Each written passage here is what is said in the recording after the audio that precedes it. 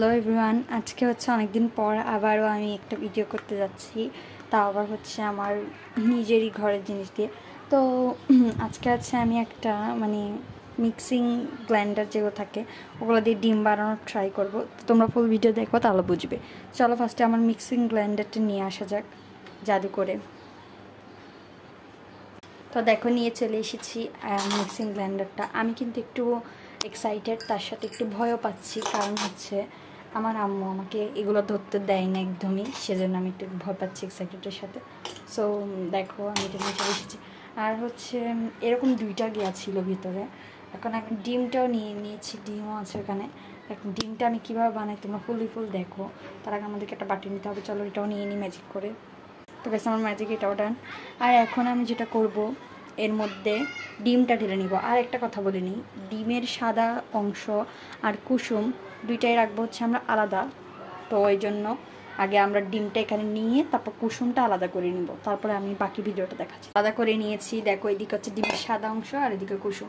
দুর্ঘটনা তো ঘটেছে এখানেই, আমি যখন কুসুমটা আলাদা করতে গেছি তখন কুসুমের কি হাল হয়েছে দেখো, ভেঙ্গে একদম একাকার। আমি চাইছিলাম কুসুমটা গোল থাকতে, ঠিক থাকতে।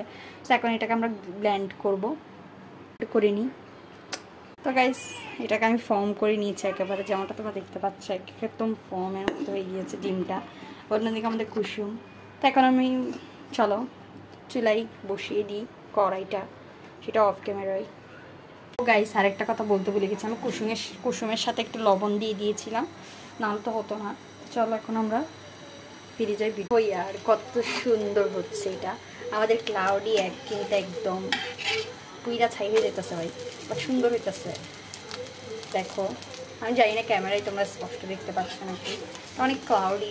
এমনি আগের থেকে তোমরা এটা অনেক মজা। আমি কি করছি জানো, এটা দেওয়ার পর সাদা অংশটা দেওয়ার পর মাঝখান থেকে হালকা হালকা কুসুমটা দিতে গিয়ে সুন্দর করে দিতে চাইছিলাম, বাট এটা নষ্ট হয়েছে, শেপটা নষ্ট হয়ে গেছে আর কি।